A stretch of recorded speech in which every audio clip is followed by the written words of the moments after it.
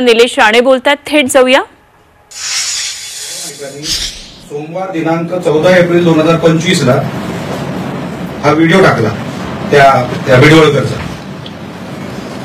पण ते पोलिसांकडे अगोदर गेले नाही। पोलिसांकडे ते गेले 16 एप्रिल 2025। जर आपल्याकडे कुठल्या गुन्ह्याची माहिती आली तर आपल्याला ती अगोदर पोलिसांना द्यायची असते। त्यांनी सोशल मीडियावर टाकली, आता टाकली आणि त्यानंतर ते 16 एप्रिलला गेले। आता ते म्हणतील नाही, आमचा तुमची सत्ता आहे, पोलिसांवर आमचा विश्वास नाही। 2 दिवसानंतर विश्वास कसा बसला? तुमचं तर डेलिगेशन गेलं पोलिसांना भेटायला।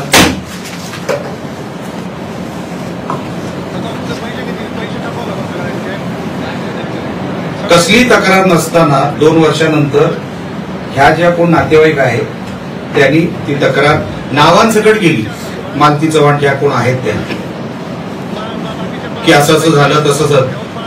त्या बिचाऱ्या त्यांना 2 वर्ष काय आठवलं नसेल कदाचित, आणि अचानकपणे त्यांना 2 वर्षानंतर तक्रार करावीशी वाटली आणि त्यांनी ती तक्रार केली।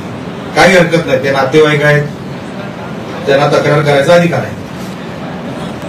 वैभव नाईकांच्या हिशोबाने हा क्राईम झालाय 2023 मध्ये, कारण का धक्क्या आवाजात तेच म्हणताय माझं पोट नाहीये, मी तुम्हाला व्हिडिओ द्यायला तयार आहे। तुम्हीच घेतलेल्या कदाचित जिल्ह्यामध्येच ती पत्रकार परिषद झाली आहे, त्यांच्याच कोर्टनुसार मी तुम्हाला सांगतोय की धक्क्या आवाजात चर्चा होती। तुम्ही आमदार होतात, तुम्ही कोणाला घाबरत होतात? धक्क्या आवाजात म्हणजे काय? म्हणजे तुम्हाला क्राईम बद्दल माहिती होती, म्हणजे तुम्हाला सगळं माहिती होतं। आणि म्हणून मी परवाच्या व्हिडिओमध्ये मी बोललो की आता बॉडी कुठे हे वैभव नाईकांनी सांगावं, कारण का 2 वर्षापूर्वी जर तुम्हाला ह्या विषयाची धक्क्या आवाजात माहिती होती म्हणजे तुम्हाला क्राईम बद्दल माहिती होती, तुम्ही तेव्हा पोलिसांना सांगितलं नाही। तुम्ही पोलिसांना न सांगता 14 एप्रिल 2025 ला तुम्ही व्हिडिओ टाकला आणि नंतर तुम्ही पोलिसांकडे गेला। कशासाठी? तुमच्याकडे ठोस पुरावा होता तर तुम्ही पोलिसांकडे माहिती द्यायला पाहिजे होती। डिजिटल मीडिया आलेली बातमी 27 फेब्रुवारी, त्यानंतर 9 एप्रिलला नातेवाईकांनी केलेली तक्रार, त्यानंतर 14 एप्रिल वैभव नाईकांनी टाकलेला व्हिडिओ, त्यानंतर 16 एप्रिल SP साहेबांकडे गेलेली तक्रार। हे सगळं इतकं झटाझट म्हणजे तुमच्याकडे अगोदरपासून या क्राईम बद्दल माहिती होती। आणि म्हणून मी परवाच्या व्हिडिओमध्ये बोललो होतो पहिले इंट्रोगेशन हे वैभव नाईकांचं झालं पाहिजे,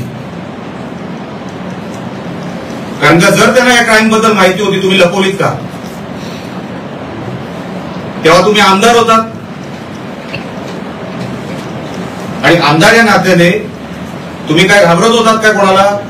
किंवा सिद्धेश शिरसाट तुम्हाला पैसे द्यायचा का गप्प बसायचे? आता हा संशय येणारच। आता तुमची सत्ता गेली आणि काहीतरी लपवायचा प्रयत्न हे वैभव नाईक करतात, हे मी सातत्याने पहिल्या दिवसापासून बोलतोय। त्यांना 100% माहिती आहे, कारण का मागची 10 वर्ष सिद्धेश शिरसाटच्या कुठल्याही फेसबुकवर कुठल्याही इंस्टाग्रामवर आमचा कोणाचा फोटो नाही। मग 10 वर्ष त्याला कोण प्रोटेक्शन देत होता?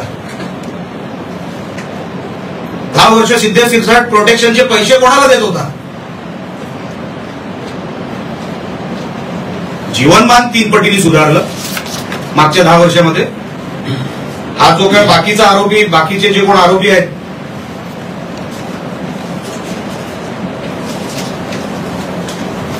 गणेश नार्वेकर, सुर्वेश केरकर आणि अनिकेत गावडे सगळेच अहवाल आहेत। हे मागच्या 10 वर्षापासून धंदे करतायत। हा गणेश नार्वेकर तर माणगावातला आहे, तो एका कबड्डीच्या कुठल्या तरी ह्याच्यावर आहे, बॉडीवर आहे।